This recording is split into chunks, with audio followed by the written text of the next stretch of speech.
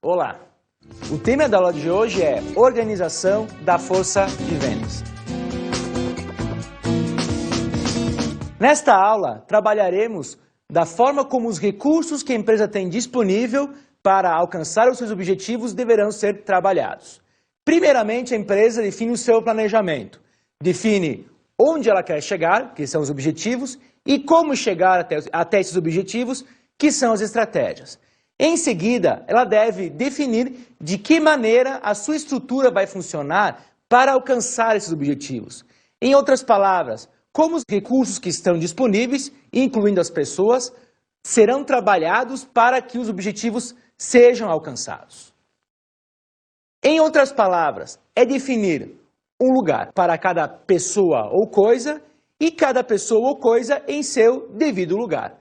É aqui que se parte então para estruturação da força de vendas, para a definição de cargos da força de vendas, para também o dimensionamento da força de vendas, assim como a definição de roteiros e territórios, bem como os tipos de organização na força de vendas. Abordaremos agora o dimensionamento da força de vendas.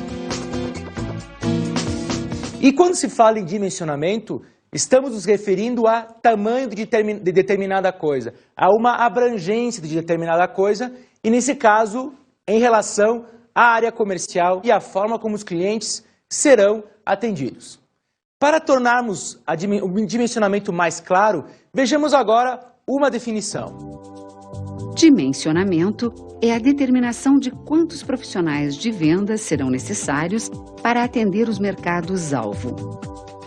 Quando se comenta em definir número de pessoas necessárias para trabalhar em determinada área, nós também estamos nos referindo não apenas a vendas maiores, uma vez que serão colocados mais profissionais de venda para conseguir atingir um maior número de clientes, mas também a custos maiores, uma vez que estão embutidos nos trabalhos dos vendedores, dos profissionais de vendas, as questões ligadas à negociação, a vendas e também a apresentação do produto e visitas. Quando se define quantos vendedores serão necessários, quantos profissionais serão necessários, deve-se levar em conta, primeiramente, qual é o tempo que ele demora para efetuar essas atividades. E quando nós estamos nos referindo a essas atividades, nós pensamos ao tempo que ele demora para planejar as suas abordagens, ao tempo que ele demora para apresentar os produtos, para visitar os clientes. E nesse aspecto, não é apenas a visita propriamente dita, mas também o tempo que se demora para ser recebido, assim como também o tempo que se leva para negociar determinada coisa. É a partir com esses instrumentos, com esses dados, que a empresa pode definir qual será o número necessário de profissionais de vendas para determinada região. É importante também ressaltar em relação ao dimensionamento que se deve levar em conta qual o tempo que se tem para se fazer os deslocamentos entre um cliente e o outro. E também no dimensionamento pode haver diferenças quando se trabalha com clientes com produtos mais complexos, assim como produtos de consumo de massa. É dessa forma então que a empresa definirá como ela vai atender os seus clientes da melhor maneira possível, com profissionais adequados para cada tipo de cliente, e isso vai estar repercutindo no número de profissionais necessários para atuar em determinada área. No dimensionamento, nós temos diversos métodos para calcular esse número de profissionais necessários. O primeiro deles é o método da duração de visitas. Neste caso, se considera o número de clientes que a empresa atende ou potencialmente vai atender, o número de visitas necessário para cada cliente, assim como o tempo que se demora para efetuar cada visita. Vejamos então agora a fórmula que retrata mais detalhadamente esse método. O método de duração de visitas equivale ao número de clientes vezes a duração da visita, vezes a frequência da visita, dividido pelo número de horas disponíveis do vendedor.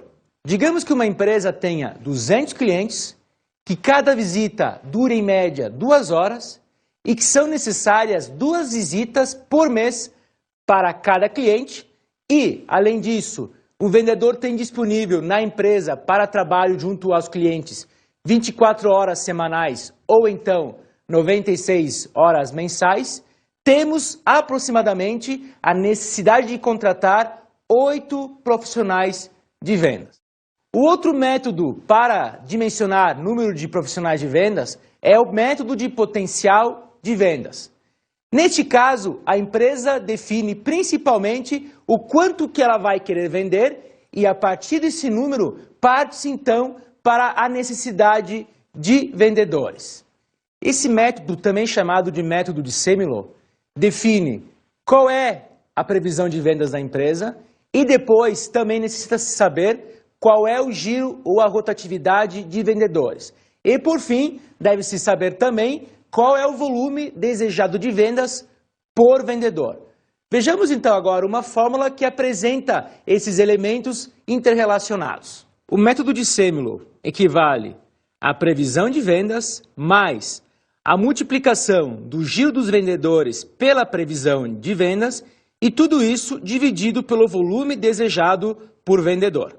Para calcular a rotatividade dos vendedores ou o giro dos vendedores, primeiramente, temos que identificar o número de admissões no mês, mais o número de demissões no mês na área, dividir isso por 2 e depois dividir esse resultado pelo número de empregados ligados à área comercial e multiplicar por 100.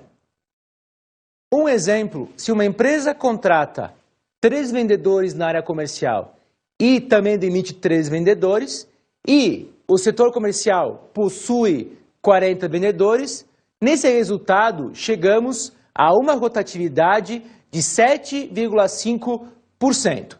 É essa rotatividade que nós vamos utilizar posteriormente para efetuar o cálculo através do método de Semelo. Nesse mesmo exemplo, digamos então que a empresa tenha uma previsão de vendas de R$ 2.800.000, nós já temos a rotatividade de 7,5% e a empresa pretende vender para cada vendedor, ela pretende que cada vendedor faça a venda de 250 mil. Nesse caso, aplicando a fórmula de Semelo, chegaremos a aproximadamente a necessidade de 11 vendedores para atuar nessa empresa. Temos também o método de carga de visitação, que também é chamado de método de Thaler. Nesse método, se refere principalmente ao potencial de compra de cada cliente. Nesse caso, temos como fórmula o número de clientes vezes a frequência de visitas divididas pelo número de visitas possíveis para determinado tipo de cliente. Por exemplo, temos uma empresa que trabalha com 2 tipos de cliente. O cliente tipo 1, que tem um potencial de vendas maior, e o cliente tipo 2, que tem um potencial de vendas menor. No caso do tipo 1, a empresa tem 60 clientes e efetua, em média, 2 visitas semanais. Nesse caso, para esse tipo de cliente, são necessárias 15 visitas semanais por vendedor. Cada vendedor tem condições de fazer 15 visitas por semana. Aplicando a fórmula, temos então a necessidade de 8 vendedores para esse tipo de cliente. No tipo de cliente 2, nós temos um número de 210 e são feitas visitas quinzenais, ou seja, meia visita por semana. Nesse caso também nós temos que o vendedor consegue efetuar 15 visitas semanais. No tipo 2, então, são necessários 7 profissionais de venda para atender esses clientes. Abordemos agora a estruturação da força de vendas. Depois de se definir qual é o número necessário de vendedores para poder atuar em determinada área, a empresa parte para a organização dessas pessoas para atuar no mercado. Ou seja, a divisão desses profissionais para atuar junto aos clientes definidos pela organização. Desta forma, deve-se perguntar qual é a estrutura necessária da força de vendas para atender os clientes para os quais ela definiu na segmentação e no posicionamento. Nesse aspecto, é importante considerar que clientes têm as suas peculiaridades, tenha uma necessidade específica de atendimento, assim como são necessários diversos tipos de profissionais de vendas para atender alguns tipos de clientes, a partir das suas necessidades e dos seus desejos. Para ilustrarmos melhor a estruturação da força de vendas, tomemos agora um exemplo de uma empresa que trabalha com motores industriais.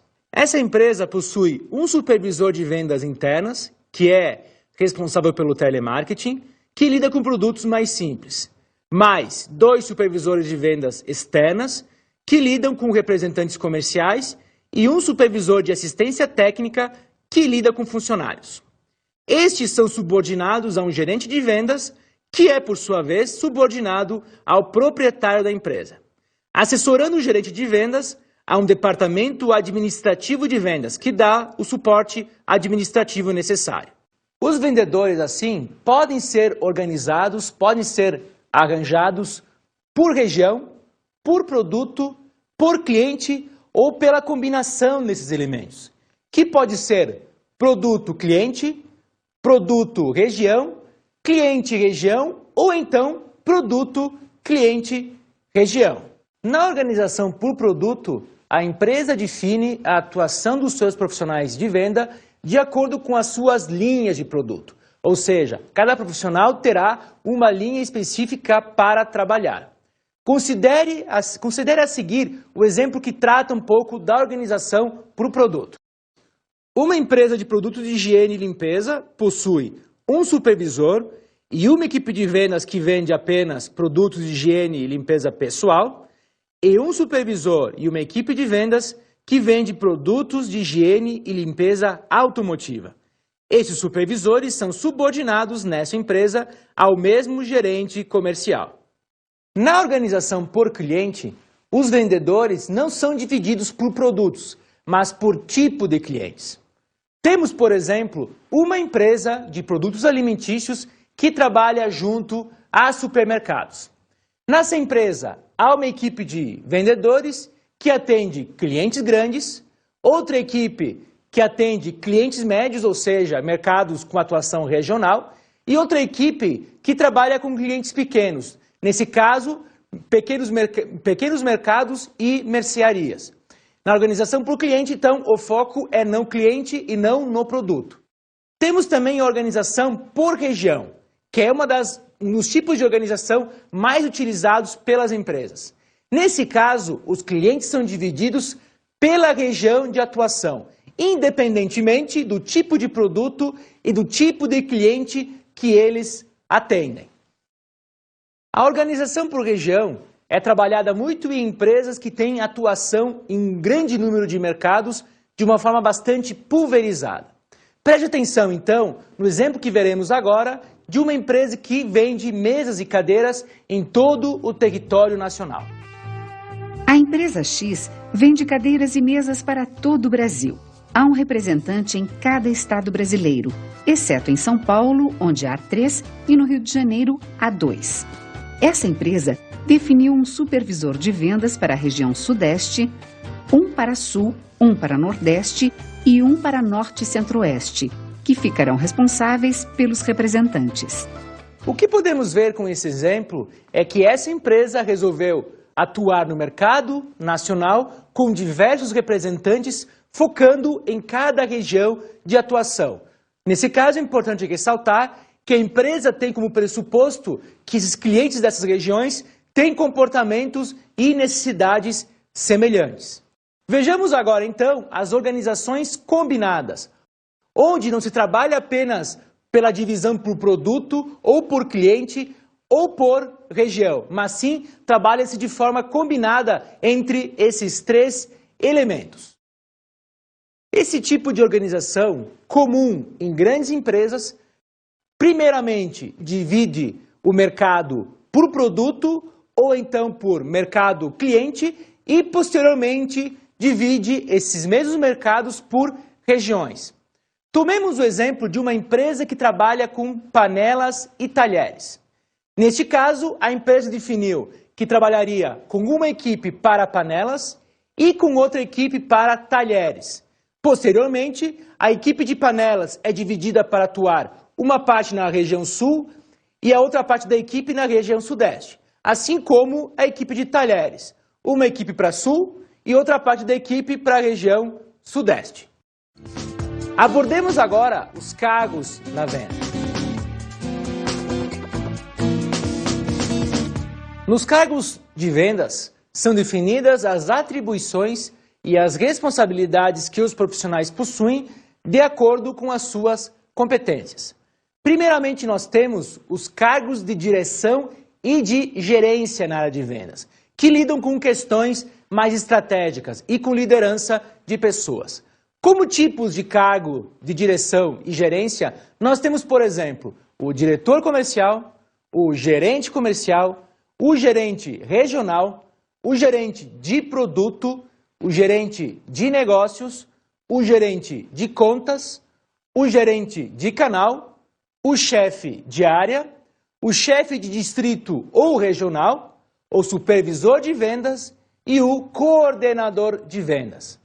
Mesmo estando em níveis diferentes, todos esses cargos têm alguma atribuição ligada à gestão da área comercial, da área de vendas. Nós também temos os cargos operacionais, que lidam efetivamente com a operação da área comercial, com todas as tarefas de implementação das ações.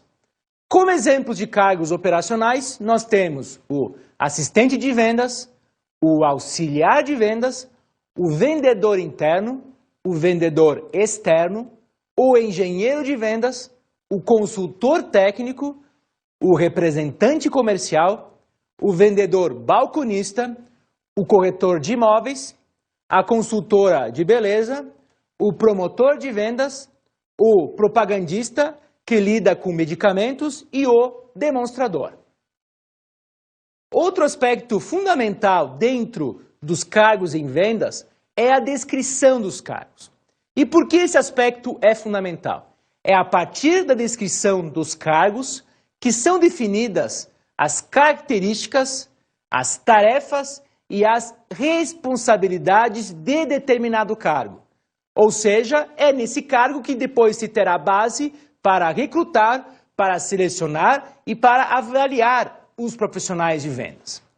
Como tipos de cargos em vendas e sua descrição, nós temos 3 cargos básicos: o vendedor, o supervisor de vendas e o gerente de vendas. O vendedor lida diretamente com a operação comercial, com o contato, com a visita e com a negociação com os clientes. É a partir do vendedor que os clientes têm as suas necessidades e os seus desejos atendidos relativamente à área comercial.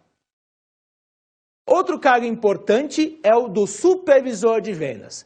Nesse caso, ele tem que garantir que os objetivos e as metas da sua equipe de vendas para a qual ele tem os subordinados sejam alcançados. Ele tem, então, um cargo de gestão, mas muito mais ligado à sua equipe de vendas, aos vendedores e aos profissionais que devem atender os clientes de determinada região. O gerente de vendas, por sua vez, é o profissional responsável pela gestão geral de sua área. Geralmente ele tem supervisores subordinados que, por sua vez, têm os vendedores subordinados. É o gerente de vendas que terá que planejar, organizar, dirigir e controlar toda e qualquer atividade relacionada à força de vendas. É claro que o gerente de vendas também tem os seus superiores, como, por exemplo, o diretor comercial, que também tem tarefas semelhantes, só que com maior peso e maior responsabilidade dentro da organização. Abordemos agora os territórios e as rotas em vendas. Depois que se dimensionou o mercado, se definiu quais são a necessidade de vendedores e depois se estruturou esses vendedores, se organizou os profissionais em uma estrutura específica, se parte para a definição de territórios e rotas. Para termos mais claro o que isso significa, vejamos agora uma definição de território de vendas. Território de vendas é um agrupamento de clientes atuais e potenciais em uma região geográfica definida. Existem várias formas de se arranjar esses territórios. A primeira maneira de organizar os territórios é o que chamamos territórios em forma de retângulo. Nesse caso, a empresa define em sua área de atuação geográfica retângulos trabalhados de forma igual. É importante ressaltar que, nesse caso, algumas concentrações de clientes podem estar encobertas em cima desses retângulos. Pode haver retângulos com maior concentração e retângulos com menor concentração. Tomemos, por exemplo, uma empresa de bebidas que resolveu dividir o seu território, algumas cidades nas quais ela atua, em quadrados, sem especificamente definir qual seria a concentração ideal de clientes. Nós temos também o que chamamos territórios em forma de hexágono ou círculo. Nesse caso, de forma diferente do retângulo, a empresa define territórios para os quais cada vendedor terá que atuar. Em relação ao hexágono, no seu centro, terá sempre um ponto de apoio para o qual o vendedor pode retornar. Dessa forma, o vendedor sempre estará próximo dos seus clientes e do seu ponto de apoio. Tomando o mesmo exemplo da empresa de bebidas, em uma cidade, digamos que ela resolveu definir de formas hexagonais que cada vendedor teria uma área específica e que teria, no meio desse hexágono, um ponto de apoio para o qual ele poderia retornar para resolver os seus problemas administrativos e relacionados a alguns clientes. Nós temos também territórios em forma de cunha. Neste caso, são definidas em forma de cunha algumas regiões e no encontro dessas cunhas se define um ponto de apoio para os quais também o vendedor pode retornar. O problema do território em cunha é que algumas áreas podem ficar distantes desse ponto de apoio em função do formato das regiões escolhidas. Tomando o mesmo exemplo da empresa de bebidas, ela resolveu então atuar em forma de cunha, mesmo sabendo que haveria uma dispersão maior de clientes, mas também para racionalizar o uso do ponto de apoio que seria apenas um para diversos vendedores.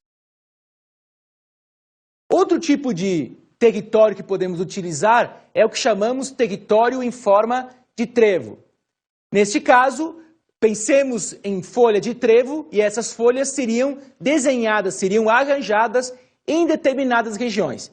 E nesse caso, cada vendedor seria o responsável por atuar em cada uma dessas folhas. De novo, pensando no exemplo da empresa de bebidas, o vendedor teria que, em determinada região, atuar em uma folha do trevo e depois ele passaria para outras folhas. E poderia ter, no meio do encontro das folhas, um ponto de apoio. Como o trevo tem relação, em termos de forma, com áreas circulares, algumas áreas também podem ficar a descoberto. Outro ponto importante dentro dos territórios de vendas é a roteirização. Para tanto, vejamos agora uma definição sobre roteirização de Marcos Cobra. Roteirização é um conjunto de itinerários que o vendedor precisa seguir para visitar periodicamente os pontos de vendas que lhes foram designados.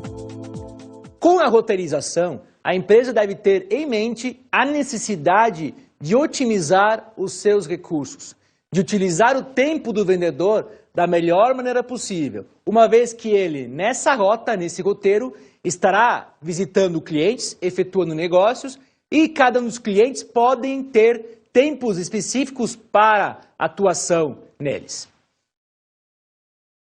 Outro aspecto fundamental dentro da estruturação e organização da força de vendas são os tipos de força de vendas. A força de vendas direta e a força de vendas indireta. Neste caso, a empresa escolhe de que forma ela vai querer atuar em relação ao mercado. Se com funcionários ou se com uma equipe terceirizada.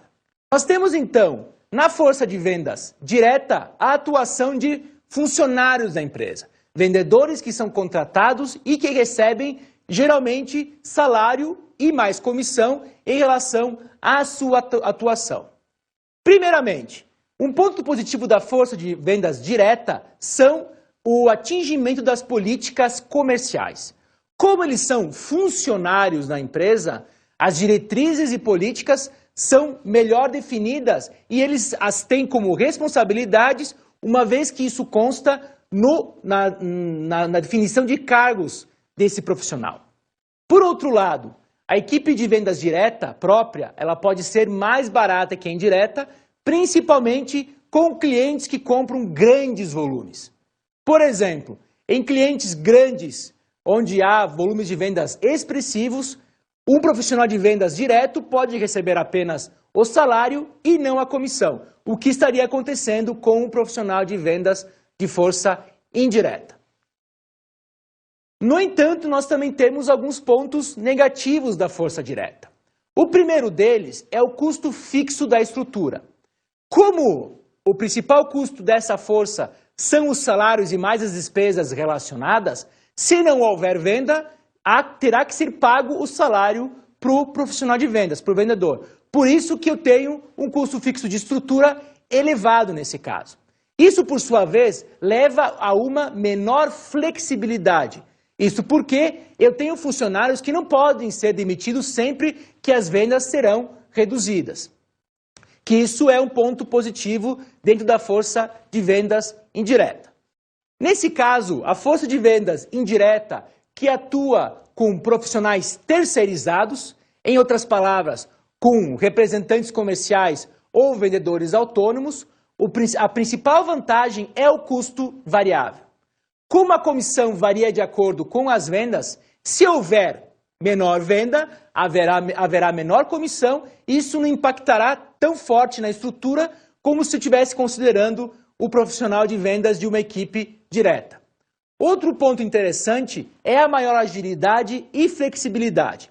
Por ele estar relacionado a um custo variável, há uma maior agilidade de se mudar essa força de vendas. Principalmente porque, se as vendas caem, é muito mais fácil eu estar trabalhando não estar trabalhando com representante ou ele procurar também atuar com outros fornecedores do que com o vendedor, que se gasta um trabalho com treinamento, com recrutamento e depois com desenvolvimento. E depois também, se houver queda de vendas, não é interessante de uma hora para outra estar demitindo esse funcionário. No entanto, nós temos também pontos negativos na força indireta. O primeiro deles, que se contrapõe à força direta, é o menor controle. Na força de vendas direta, é possível controlar muito mais o vendedor, uma vez que ele é funcionário da empresa. No caso da força de vendas indireta, não se pode efetuar o mesmo controle que se efetua na força de venda direta, para não parecer que é vínculo empregatício, uma vez que está se contratando um serviço terceirizado, e as políticas servem muito mais como macro-orientações para se atuar no mercado. Além disso, a empresa, na dependência de um representante, apresenta um menor contato com o cliente, uma vez que essa carteira de clientes é muito mais do representante do que da empresa. E muitas vezes, quando esse representante não trabalha mais com a empresa, ou se termina um serviço, não se quer a empresa mais contratar os serviços, os clientes geralmente saem com eles não ficam mais com essa empresa e vão para o concorrente. Como falado anteriormente, por haver menor controle e pela questão do vínculo empregatício, geralmente as políticas da empresa, as estratégias e os objetivos são tratados muito mais como macro-orientações por parte dos representantes comerciais, por parte da equipe indireta da força de vendas. Desta forma, se a empresa consegue controlar menos, ela fica, em alguns momentos, à mercê do trabalho desses profissionais. É importante destacar ainda, em relação à força de vendas direta e indireta, a margem de contribuição, ou seja, o resultado que fica para serem diluídos os custos fixos. Como vimos, a força de vendas direta apresenta, geralmente, um custo fixo mais elevado que a força de vendas indireta. Nesse caso, a empresa tem que avaliar se vale a pena, se é adequado, utilizar uma força de vendas indireta ou direta, e um exemplo, uma possibilidade, é utilizar a margem de contribuição. Porque também sabemos que a força de vendas indireta apresenta um custo variável, bem mais elevado que a direta, em função das comissões. Como exemplo, Abordemos agora uma empresa que trabalha com representantes comerciais no ramo de chocolates. Para grandes clientes, essa empresa percebeu que alguns representantes comerciais se tornaram meros tiradores de pedido. Ou seja, não havia um grande trabalho a ser feito porque se lidava com grandes volumes. Além disso, essa empresa percebeu que esses representantes se satisfaziam quando chegavam a determinada faixa de comissão, o que gerava problemas para atender outros clientes. Quando eles chegavam a determinado patamar de comissão, o restante dos clientes não eram tratados da forma adequada. Em função disso, a empresa resolveu negociar com esses representantes e resolveu contratar vendedores funcionários para atuar com os grandes clientes. Com isso, a empresa conseguiu uma maior lucratividade ao final, uma vez que para os grandes clientes com volumes elevados de venda, ela conseguiu reduzir o custo variável, ou seja, não havia mais a comissão, apresentando um incremento no custo fixo. No entanto, esse incremento do custo fixo foi muito menor do que a redução de comissão paga pelos vendedores que havia anteriormente.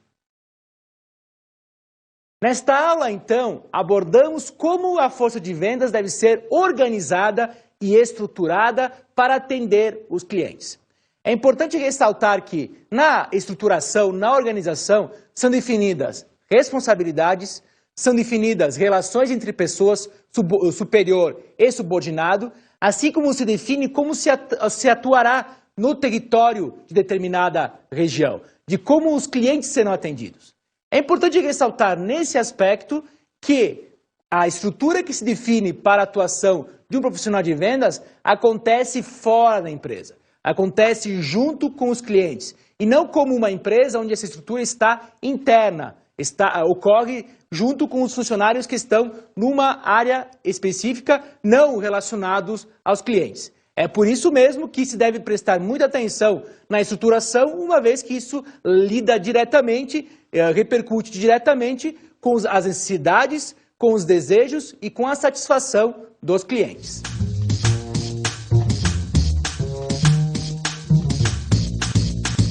Como dica de estudo para hoje, sugiro a leitura do livro Administração de Vendas, de Júlio César Tavares Moreira e colegas.